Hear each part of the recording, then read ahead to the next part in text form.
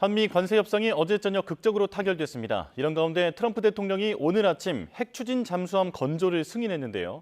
외교 안보 지형이 크게 달라질 것 같습니다. 두진호 한국국가전략연구원 유라시아 센터장과 함께하겠습니다. 어서 오십시오. 네, 안녕하세요. 네, 자 오늘 아침에 나온 내용부터 살펴보겠습니다. 트럼프 대통령이 우리나라의 핵 추진 잠수함 건조를 승인했는데 어제 공개석상에서는 이재명 대통령이 언급을 하자 즉답을 피했었거든요. 하지만 비공개 회의에서 결심한 것으로 보입니다.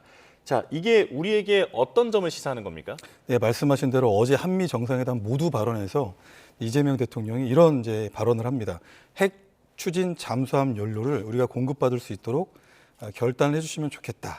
결과적으로는 한미 간에 1974년에 체결된 원자력 이 협정을 개정할 수 있도록 좀 트럼프 대통령이 관심을 갖고 좀 탄력을 받을 수 있도록 개정 탄력을 받을 수 있도록 좀 지시를 해줘라. 예. 요는 저농축 우라늄 20% 미만의 이 우라늄을 우리 한국이 받아서 이미 대형 잠수함을 건조할 수 있는 능력도 있고 또 소형 원자로도 만들 수 있는 능력이 있기 때문에 핵 무기를 탑재하는 그런 잠수함이 아니고요. 예. 제너레이터 동력으로서 핵 원자력을 사용하는 그런 잠수함을 우리가 한국이 건조할 수 있도록 연료 공급을 허용해 달라고 요청을 했는데 전향적으로 트럼프 대통령이 승인을 한 겁니다. 그럼 연료 공급을 넘어서서 건조까지 승인을 한 겁니까? 일단 나오는 걸 보면 또 예. 펜실베니아주에 있는 필리 조선소입니다. 우리 하나오션이 하나그룹이 이렇게 좀 운용을 하고는 그쵸. 있습니다만 미국에서 승인하는 문제는 또 별도의 문제이기 때문에 아마 그 부분은 추후에 한미 간의 협의를 진행해 나가지 않을까 이렇게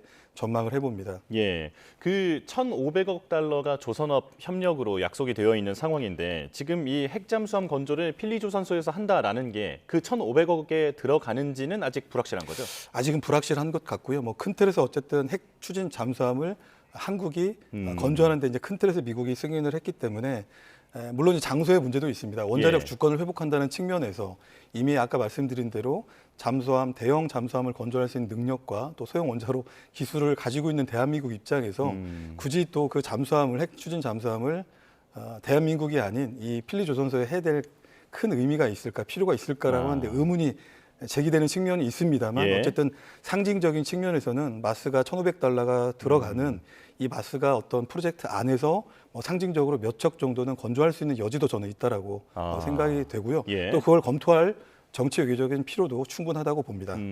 우리 전력에는 어떤 도움이 되겠습니까? 지금 대한민국이 보유하고 있는 잠수함은 대부분 디젤 잠수함입니다. 그래서 최장 작전 기간이 30일, 40일 이상 초과할 수 없죠.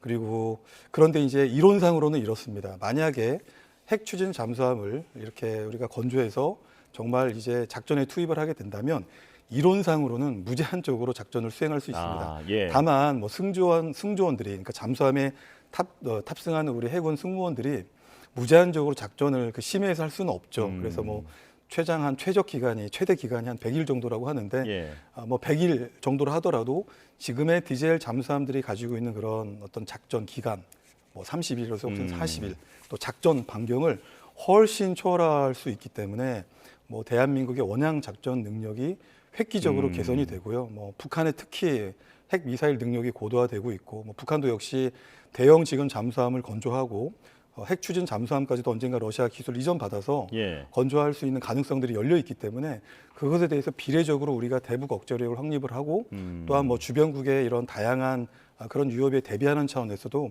꼭 필요한 것이고 우리 해양 능력이 획기적으로 발전한다는 의미가 있겠습니다. 예, 핵 추진 잠수함으로 우리나라가 한반도 해역을 직접 방어한다면 미군의 부담도 크게 줄어들 것이다. 상당히 부담이 되죠. 라고 그래서 어제 꼭 집어서 그런 부분들을 저는 언급을 한 것 같고 물론 이제 북한이나 중국의 잠수함 활동에 대해서 우리가 대응 능력을 갖춰야 된다라고는 이재명 대통령이 이제 언급이 있었다가 나중에 대통령실에서 특정 국가의 잠수함을 지칭하는 것은 아니고 중국 방향이 우리 해역 인근에서 출몰하는 잠수함을 의미하는 것이다라고 이렇게 약간 좀 수정을 하고 톤다운하는 부분도 있었습니다만 중요한 건 어쨌든 출몰하는 그런 모든 잠수함들에서 때로는 한국이 혹은 미국이 혹은 때로는 한미가 잠수함 대자훈련을 같이 하고 그런 부분에서 작전 활동을 같이 하고 있는데 이제는 능력을 갖춘 한국의 핵추진 잠수함이 그런 활동을 대체하거나 상호 보완적으로 한다.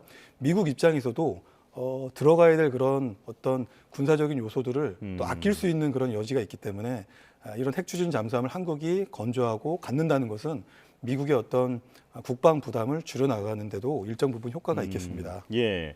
그런데 오늘은 미중 정상회담이 있고요. 여기에서도 혹시 이 얘기가 나오지 않을까 이런 생각도 들고 그리고 우리 입장에서는 11월 1일에 시진핑 중국 국가주석을 또 국빈으로 맞이를 해서 정상회담을 엽니다. 그 중국 쪽의 그 배를 좀 견제한다라는 언급이 대통령 입에서 직접 나왔기 때문에 이 부분이 문제되는 게 아니냐라는 우려도 있는데요. 일단 말씀드린 대로 뭐 대통령실에서는 꼭 특정 국가를 지칭은 하지는 않았다고 하지만 미국 입장에서 그런 얘기를 들었을 때는 굉장히 고마웠을 것이고요. 예. 미국이 수차례 요구했던 이런 대중국 봉쇄에 우리 한국이 함께할 의지가 있구나라고 또 해석을 했던 여지가 있었을 것이고 뭐 그런 차원에서 뭐 큰 틀에서 핵 추진 잠수함 건조를 승인을 뭐 트럼프 대통령이 이렇게 결단을 한 게 아닌가라는 측면이 있겠습니다. 예. 다만 또 이런 한미 간의 정상회담 결과에 대해서 이제 오늘 조금 있으면 김해공항으로 시진핑 중국 주석이 도착을 함과 동시에 뭐 이제 김해공항에서 미중 세기의 정상회담을 할 텐데요. 뭐 직접적으로 이 정상회담 계기에 미중 정상회담 계기에 뭐 이런 얘기를 언급을 할 것 같지는 않고요. 그거 아니어도 미중 간에는 지금 무역 분쟁을 포함한 관세 분쟁을 포함한 다양한 경제 현안들이 있기 때문에 아마 그런 얘기까지는 하지는 않을 걸로 예상이 됩니다만 내일 있을 한중 정상회담에서 아마 이런 부분들이 우회적으로 좀 표현이 되어서 뭐 특정 국가 예를 들어 한국이나 미국이나 혹은 한미가 됐던 혹은 한미일이 됐던 중국을 지향하는 이런 행위들이 굉장히 한중 간의 어떤 뭐 발전을 미래지향적으로 발전시키는 데 있어서 약간의 마찰 요소가 될 것이다라고 하는 이런 정치 외교적인 메시지들은 충분히 나올 수 있지 않을까 이렇게 좀 조심스럽게 전망을 해봅니다. 예, 우리 측 입장에서도 이 협의를 좀 이끌어내기 위해서 일정 부분 모험을 했다라고 볼 수 있을 것 같은데요. 네, 그리고 이제 어제 관세 협상 얘기로 넘어가 보겠습니다. 사실 이번 에이펙 정상회의를 계기로 관세 협상이 타결될 거라는 기대가 있었다가 또 시간이 지나면서 부정적 기류로 바뀌었다가 극적으로 타결이 됐는데요. 상황 반전을 만든 계기가 뭐였을까요? 예, 결과적으로 말씀하신 대로 정말 극적인 상황 반전이 있었고 큰 틀에서 적지 않은 저는 성과를 달성을 했다라고 생각을 합니다. 제가 엊그저께 이제 어떤 그 신문사가 주최하는 그 밀레니엄 포럼에 참석을 했는데 거기에 이제 구윤철 부총리가 나오셨습니다. 그래서 패널에서 이런 질문이 있었습니다. 한미 간의 관세 협상이 타결을 될 수 있는 가능성이 어느 정도나 있겠냐. 그래서 이제 플로어에 계셨던 분들은 1% 혹은 몇 %라도 그 숫자를 듣고 싶었을 텐데 정확한 수치를 얘기를 하지는 않더라고요. 대신에 아주 치열하게 한국 정부가 관세 협상 타결을 위해서 노력을 하고 있다라는 그런 우회적인 이야기로 대체를 했는데 결국 그간의 치열한 한미 간의 실무 협상의 노력의 결과가 반영이 되었다라고 보고요. 특히 이제 어제 트럼프 대통령이 도착함과 동시에 무궁화 대훈장을 또 수운을 하고 또 뭐 금관, 천마총 금관 모형을 본떠서 정말 금빛 향연 트럼프 대통령이 좋아하는 여러 가지 것들을 이렇게 취향을 맞춰줬기 때문에 그런 부분에서도 개인적인 정상들 간의 신뢰와 이런 우호적인 관계, 또 서로 간에 이렇게 좀 축적된 이런 관계들이 뭐 큰 틀에서 결국은 정상들 수준에서 정치적으로 결심해야 될 것들이 있고요.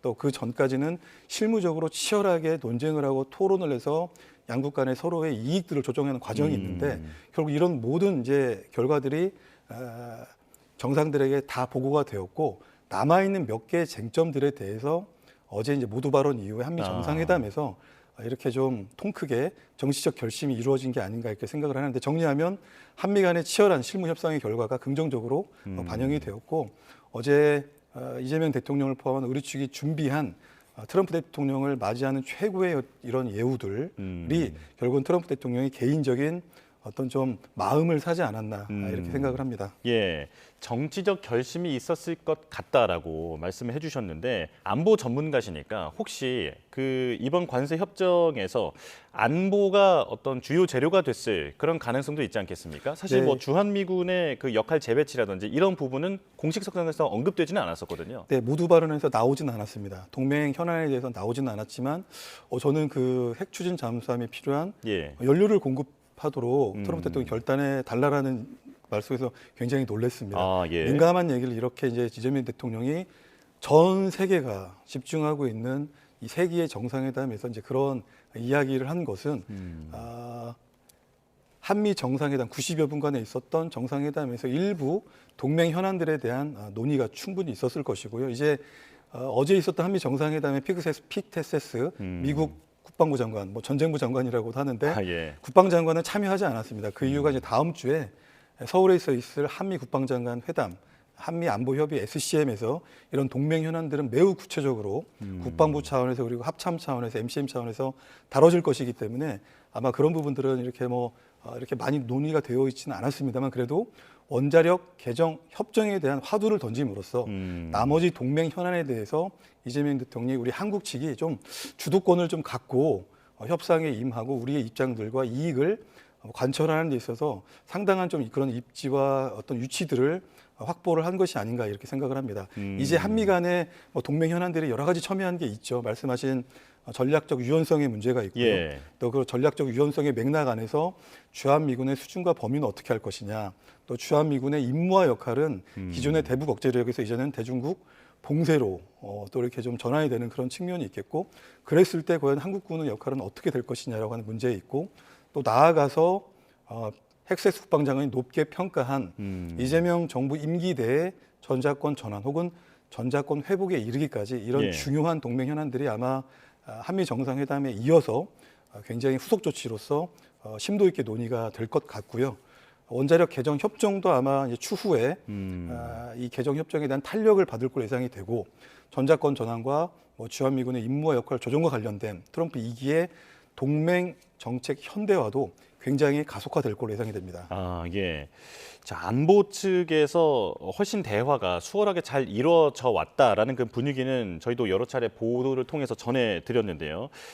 아마 이제 추정하기로는 안보 측에서의 대화 분위기가 이런 이제 관세 협정으로도 잘 흘러간 게 아닌가 이렇게 좀 추정을 해볼 수 있는데 해외의 시선도 역시나 이번 회담에 대해서 그 한국 측의 성과 자체에 대해서는 긍정적으로 평가를 하면서도 좀 전략적으로는 빈틈이 있을 수 있다라고 지적하고 있는 것 같습니다. 그러니까 이제 흠잡을 데 없는 상호주의적 정상회담이다라고 하는 그런 전문가의 의견도 나왔지만 문제는 적대적인 나라들을 상대하는 포괄적 전략의 부재다라고 지적을 했거든요. 이게 어떤 안보와 관련돼서 문제가 생길 수 있다라는 경고로 보면 되겠습니까? 풍선 효과가 저는 없지는 않다라고 봅니다. 그래서 예. 한미 간에 이렇게 상호주의적으로 표면적으로는 최대의 성과가 이렇게 좀 났지만 또 그것이 미국과 대척점에 서 있는 중국을 포함한 여타 수정주의 국가들에게는 또 반대의 또 그런 이익이 되기 때문에 아마 예. 그런 부분에서 한국이 또 감당해야 될 정치 외교적인 후폭풍도 적지는 않다라고 보는데요. 에이펙 자체가 사실은 경제 협력의 방점이 맞춰져 있고 또 포용성과 개방성을 기치로 이렇게 하고 있고 또 이재명 대통령도 가장 중요한 건 다자주의 협력에 있어서 한국이 주도적인 역할을 하겠다라고 이렇게 천명을 했기 때문에 아마 그런 예. 부분에서 이제 앞으로 에이펙 이후의 대한민국의 미래는 이번에 거두어지게 될 것으로 예상되는 이런 성과들을 어떻게 잘 이어가고 그 안에서 이익이 다른 국가들과의 충돌 지점들을 어떻게 균형 있게 잘 맞춰갈 것인가가 결국 앞으로 새로운 시험대가 아닌가 싶고요. 이제 그것이 한중 정상회담을 통해서도 일부분 좀 구체화될 걸로 가셔야될 걸로 저는 이렇게 좀 보고 있습니다. 예, 전시작전권 얘기도 잠깐 여쭤보겠습니다. 피트 헤그세스 국방장관은 이번에 방한하지 않고 내달 3일에 그렇죠. 방한을 해서 이제 SCM 회의에 참석하는 것으로 알려져 있는데 상당히 분명하게 한국의 전시작전권 환수에 대해서 지지한다라고 표명했거든요. 어떤 의미로 보면 되겠습니까? 네, 그렇습니다. 사실 전시작전권 전환은 조건에 기초해서 추진이 됩니다. 예. 그래서 지금 단계는 2단계 정도 이렇게 지금 와 있는 상황인데 사실은 개념적으로 본다면 그런 전자권 전환에 필요한 모든 조건들이 다 충족이 될 때라야지만이 사실은 전자권 전환이 가능도 하겠습니다만 예. 사실 그것 외에도 정치적 결단도 있습니다. 그래서 조건이 100%는 아니더라도 정치적 결정에 의해서 이 전자권 전환이 이루어질 수도 있는 거죠. 예를 든다면 전자권 전환 조건 중에 또 이런 것들이 있습니다. 그러니까 동맹이 북한 핵 미사일에 대응할 수 있는 능력을 갖추는 것과 또 전자권 전환을 추진할 수 있는 영내 안보 환경이 좀 우호적으로 안보 환경이 우호적으로 조성되는 환경도 포함이 되어 있어요. 그런데 예. 지금의 안보 상황을 보면 전자권 전환을 할 수 있을 만큼의 과연 한반도를 둘러싼 내지는 인도태평양 지역의 전략 환경이 우호적인가? 꼭 그렇지는 않거든요. 예. 그 이유는 러시아의 우크라이나 침공으로 인해서 전쟁 문턱이 낮아졌고 중동 지역의 위협이 또 심화되고 있고 물론 미국의 중재로 가자지구에서의 1단계 정전 합의안이 여전히 뭐 진행이 되고 있습니다만 여전히 불안정한 상황이 있고요. 또 과거와 다르게 이제는 북한이 핵 보유국입니다. 그래서 뭐 30기, 60기 평가가 좀 갈리긴 합니다만 어쨌든 이런 핵탄두를 보유한 북한이고 앞으로는 더 많은 핵탄두를 보유할 수 있는 가능성을 가진 북한인데 그런 거에 비춰 본다면 과연 전자권을 전환할 수 있을 만큼의 이 긍정적인 여건이 만들어졌는가? 꼭 그렇지는 않습니다. 그렇다면 이제 남아있는 과제, 즉 전자권 전환을 위한 남아있는 과제는 어느 정도 수준에서 이런 조건들이 충족이 되고 그런 조건에서 정상들 간의 협의와 그리고 정치적 결단을 통해서 결국 이 문제를 해결해야 된다는 것인데요. 그런 부분에서 한미 간의 어느 정도의 저는 공감대가 이루어져 있다고 보고 있고요. 북한의 어떤 핵 보유 능력, 핵 미사일 고도화 능력과 별개로 또 그것들에 대응할 수 있는 한국의 자주적이고 또 독자적인 능력들도 뭐 세계 5위의 우리 대한민국의 군사력을 보유하고 있다고 그러는데 그런 능력과 잠재력을 또 갖추고 있기 때문에 어느 정도 전자권을 전환할 수 있는 정치적 그리고 군사적 외교적 경제적인 조건들이 일정 부분 충족이 됐다라고 트럼프 2기 행정부에서도 판단을 하고 있는 것 같고 또 트럼프 피케세스 국방장관도 SCM 회의에 앞서서 그런 한국의 노력을 높게 평가한다고 이야기했기 때문에 마찬가지로 전자권 전환도 굉장히 논의도 탄력을 받지 않을까 이렇게 전망해 봅니다. 예. 자, 미중 정상회담은 어떤 분위기로 흘러갈지 마지막으로 좀 짚어보겠습니다. 사실 그동안 경제 쪽으로만 집중을 했습니다만 이번에 안보 이슈가 급부상하면서 지금 한미일과 북중러 간의 어떤 대결 구도처럼 보일 수도 있다라는 그런 지적이 있는데 그러니까 중국의 열병식을 계기로 북중러가 매우 밀착하는 모습을 보였고 그리고 이번 에이펙을 계기로는 한미일이 매우 밀착하는 모습을 보였단 말이죠. 그렇다면 미중 간의 무역 협상의 분위기는 어떻게 흘러갈 것인가? 어떻게 보십니까? 저는 뭐 조심스럽게 전망을 해보지만 트럼프 대통령이 어제 이제 그 CEO 서밋에서 예. 한국과 그리고 중국과 무역 협상이 타결될 것이다 이렇게 공언을 했는데 예. 그 중에 하나는 실현이 됐습니다. 한미 간에 모두의 예상을 깨고 극적으로 타결이 됐고 미중 간에도 이 세기의 6년 4개월 만에 벌어지는 미중 간의 대자에 있어서 저는 뭐 긍정적인 성과가 있을 걸로 예상을 합니다. 예. 뭐 무역 경제 현안이 굉장히 첨예하게 일단 우선순위로 그 테이블에 올라갈 것이고요.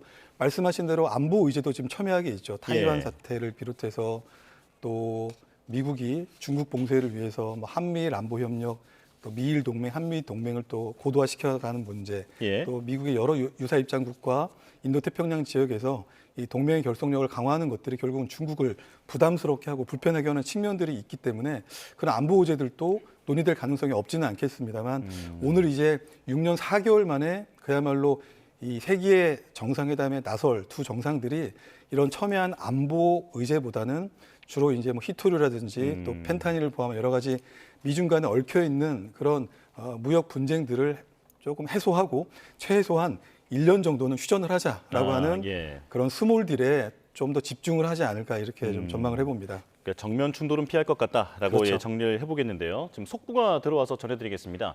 이재명 대통령이 중국 신화통신과의 서면 인터뷰에서 발언한 내용이 공개됐습니다. 이 대통령은 시진핑 중국 국가주석과 전략 협력 동반자 관계를 성숙 발전시키는 방안을 추진하기로 뜻을 모았다라고 지금 밝혀졌고요. 그리고 이재명 대통령은 한중 경제 협상 채널을 확대하고 FTA 서비스 투자 협상을 가속하겠다라고 발언했습니다. 그리고 이재명 대통령은 시진핑 중국 국가주석과 산업, 공급망 협력을 심도 있게 논의할 것을 기대한다라고 밝혔습니다. 센터장님, 지금 우리도 한중 그 정상회담을 앞두고 의미 있는 발언이 나온 것 같은데요. 일단 전략 협력 동반자 관계를 성숙 발전시키기로 했다라는 부분 어떻게 이해하면 되겠습니까? 네, 말씀하신 대로 정확하게는 미중 정상회담에 앞서서 한중 정상회담에 대한 이재명 대통령의 기대를 이렇게 좀 표명을 한 것 같습니다. 이재명 대통령이 저런 발언을 한중 관계에 대해서 저런 메시지를 낼 수 있는 건 오늘 나름대로 미중 간의 정상회담의 결과가 비교적 낙관적으로 예상이 되고 있기 때문에 저는 그렇다고 생각을 하고요. 특히 어쨌든 최소한 1년 정도의 시간을 갖고 쌍방 간의 이런 관세 전쟁은 휴전이 되고 그것이 이제 글로벌 차원의 불확실성을 해소할 수 있는 여건이 되고 또 한국은 중국과 그런 전략적 관계를 지금까지는 사실 동결됐었죠. 어려움이 있었던 그 관계를 다시 점진적으로 회복하고 복원해 나갈 수 있는 그런 여력이 생기고 공간이 만들어지기 때문에 아마 그런 자신감 속에서 한중 관계에 대한 기대감을 표명을 한 게 아닌가 이렇게 생각을 합니다. 예, 지금 속보로 전해드린 건데 그러니까 이재명 대통령이 신화통신과의 서면 인터뷰에서 얘기를 한 것이기 때문에 그렇죠. 그러니까 이제 전략 협력 동반자 관계 같은 그런 한중 협력을 강화하겠다는 의지를 밝혔다. 그렇습니다. 네, 지금 이게 더 정확한 소식일 것 같습니다. 자, 여기까지 듣겠습니다. 두진호 한국국가전략연구원 유라시아 센터장과 함께했습니다. 고맙습니다. 네, 감사합니다.